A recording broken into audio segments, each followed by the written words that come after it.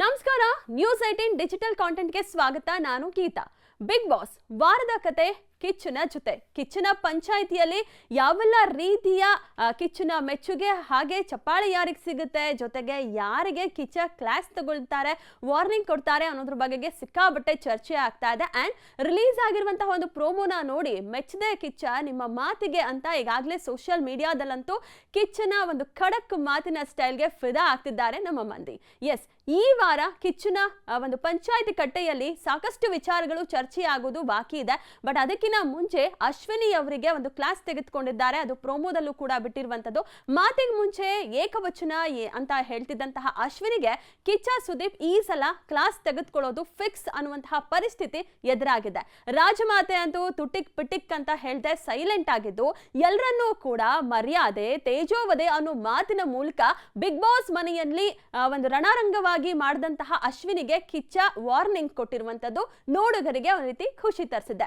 ನೀನು ನಾನು ತಾನು ಅನ್ನೋದನ್ನ ಪ್ರತಿ ಸೀಸನ್ ನಲ್ಲೂ ಕೂಡ ಎಲ್ಲಾ ಕಂಟೆಸ್ಟೆಂಟ್ಗಳು ಕೂಡ ಬಳಸ್ಕೊಂಡು ಬರ್ತಾನೆ ಇದ್ದಾರೆ. ಎಲ್ಲಾ ಕಂಟೆಸ್ಟೆಂಟ್ಗಳು ಈ ಸೀಸನ್ ಅಲ್ಲೂ ಕೂಡ ಅವರವರ ಕಂಫರ್ಟಬಲ್ ಇದ್ದಾಗ ಚೆನ್ನಾಗೇ ಮಾತನಾಡ್ತಾರೆ. ಯಾವಾಗ್ಲೂ ಜಗಳಕ್ಕೆ ಬಿದ್ದಾಗ ಏಕವಚನ ಅನ್ನೋದು ಫಸ್ಟ್ ಬಂದ್ಬಿಡುತ್ತೆ.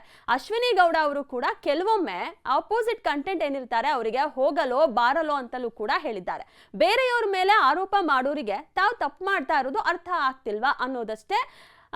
ನಾನು ನನ್ನದು ಅನ್ನೋದು ಸ್ವಲ್ಪ ಜಾಸ್ತಿ ಆಯ್ತಾ ಅಂತ ಅನ್ನಿಸ್ತಿದೆ ಅನ್ನುವಂತಹ ವಿಚಾರ ಅಶ್ವಿನಿ ಗೌಡರವರ ಬಗೆಗೆ ಒಂದು ಸೋಷಿಯಲ್ ಮೀಡಿಯಾದಲ್ಲಿ ಸಾಕಷ್ಟು ಚರ್ಚೆ ಆಗ್ತಿದೆ.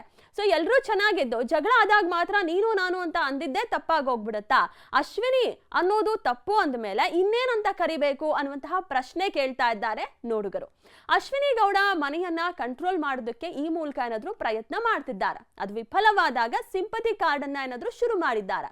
ಗೌರವವನ್ನ ಸಂಪಾದನೆ ಮಾಡಬೇಕು ಮೇಡಮ್. ಇಷ್ಟು ದಿನ ನೀವು ಗಿಲ್ಲಿನ ಹೇಗ್ ನೋಡಿದ್ರೋ ಅದೇ ತರ ಅವರೂ ಕೂಡ ನಿಮ್ಮನ್ನ ನೋಡ್ತಾನೆ ಇದ್ದಾರೆ. ಬೇಡಿಕೆ ಬೇಡ, ಗೌರವವನ್ನ ಗಳಿಸಿ. ಅಶ್ವಿನಿ ಗೌಡ ತೇಜೋವಧೆ ಅಂತೆಲ್ಲ ಹೇಳ್ತಲೇ ಇರ್ತೀರಲ್ಲ, ಹಾಗಾದ್ರೆ ಅಮಾವಾಸ್ಯೆ ಅಂತ ನೀವಂದಿದ್ದು ಸರಿನಾ? ಬಕೆಟ್ಟು, ಫ್ರೀ ಪ್ರಾಡಕ್ಟು ಅದೆಲ್ಲ ಏನು? ನೀನು ಅನ್ನೋದೇ ತಪ್ಪ? ಇದು ಬೂಟಾಟಿಕೆ ಅಲ್ವಾ? ಗಿಲ್ಲಿನ ಏನಾದ್ರೂ ಅನ್ಬಹುದು, ಅವ್ರು ಮಾತ್ರ ವಿಕ್ಟಿಮ್ ಕಾರ್ಡ್ ಅನ್ನ ಪ್ಲೇ ಮಾಡಬಹುದಾ? ಅಂದ್ರೆ ಅಶ್ವಿನಿ ಗೌಡ ವಿಚಾರದಲ್ಲಿ ಇಷ್ಟೆಲ್ಲ ವಿಚಾರಗಳು ಚರ್ಚೆ ಆಗ್ತಾ ಇದೆ. ಯಾಕಂದ್ರೆ ಒಂದ್ ರೀತಿ ನಾನು ಮಹಿಳೆ, ಇಲ್ಲಿರುವಂತಹ ಎಲ್ಲರೂ ಕೂಡ ಏಕವಚನದಲ್ಲಿ ಮಾತಾಡ್ಸಿದ್ದಾರೆ, ಅವರೆಲ್ಲರೂ ಪರವಾಗಿ ನಾನು ನಿಲ್ತಾ ಇದ್ದೀನಿ ಅನ್ನುವಂತಹ ಒಂದು ಮಾತನ್ನ ಇಟ್ಕೊಂಡು ಆ ಒಂದು ಎಮೋಷನ್ ಇಂದ ಏನಾದರೂ ಆ ಒಂದು ವಿಮನ್ ವಿಕ್ಟಿಮ್ ಕಾರ್ಡನ್ನ ಏನಾದರೂ ಪ್ಲೇ ಮಾಡ್ತಿದ್ದಾರಾ ಅಶ್ವಿನಿ ಅನ್ನುವಂಥದ್ದನ್ನ ಕಿಚ್ಚ ಸುದೀಪ್ ಅವರು ಕೂಡ ಹೇಳಿರುವಂಥದ್ದು, ಜೊತೆಗೆ ವಾರ್ನಿಂಗ್ ಅನ್ನ ಕೂಡ ಕೊಟ್ಟಿರುವಂಥದ್ದು. ಈ ವಾರ ಅಂತೂ ಸಾಕಷ್ಟು ಬದಲಾವಣೆ ಆಯಿತು. ಅಂಡ್ ಫೈನಲ್ ಆಗಿ ಕಳಪೆ ಪಟ್ಟವನ್ನ ಅಶ್ವಿನಿ ಅವರೇ ತೆಗೆದುಕೊಂಡ್ರು.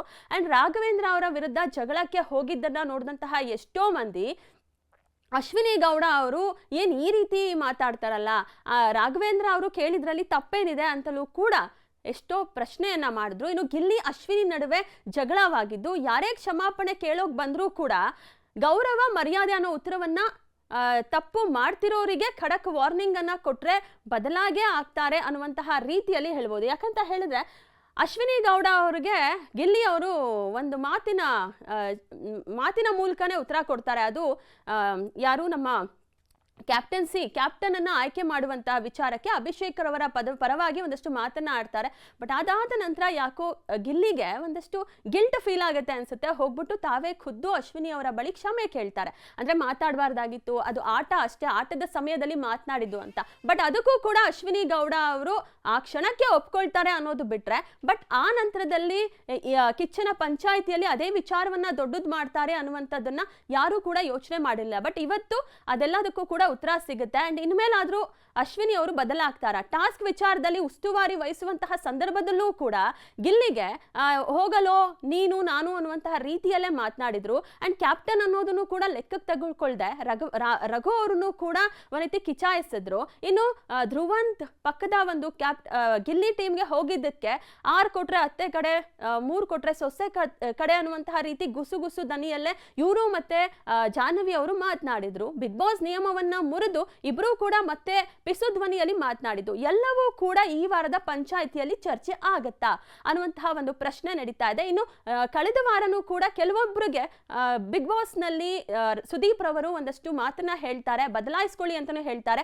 ರಕ್ಷಿತಾ ಅಂದು ಈ ವಾರ ಕಿಚ್ಚ ಸುದೀಪ್ ಹೇಳಿದ್ದನ್ನೆಲ್ಲದನ್ನು ಕೂಡ ಕೇಳಿದ್ದಾರೆ ಅನ್ನೋದಕ್ಕೆ ಸಾಕ್ಷಿ ಅಂತ ಹೇಳ್ಬೋದು. ಈ ಬಾರಿನೂ ಕೂಡ ಅಶ್ವಿನಿ ಅವರ ಬಗೆಗೆ ಕಿಚ್ಚ ಸುದೀಪ್ ಅವರು ಏನೇ ಹೇಳಿದ್ರು ಅದನ್ನ ಬದಲಾಯಿಸಿಕೊಂಡು ಅವರು ಆ ಮನೆಯಲ್ಲೇ ಉಳಿತಾರಾ, ಇಲ್ಲ ನನ್ನ ಮರ್ಯಾದೆ ಪ್ರಶ್ನೆ, ನನ್ನನ್ನು ತೇಜೋವಧೆ ಮಾಡ್ತಿದ್ದಾರೆ ಅನ್ನುವಂತಹ ಒಂದು ಆರೋಪದ ಮೇಲೆ ಏನಾದ್ರೂ ಮತ್ತೆ ಹೊರಗಡೆ ಬರ್ತಾರಾ ಅನ್ನುವಂತಹ ಒಂದು ಕುತೂಹಲವನ್ನ ಇವತ್ತಿನ ಒಂದು ಬಿಗ್ ಬಾಸ್ ನ ಪಂಚಾಯಿತಿ ಕಟ್ಟೆ ಹೊಂದಿದೆ ಅಂತಾನೆ ಹೇಳ್ಬೋದಾಗಿದೆ.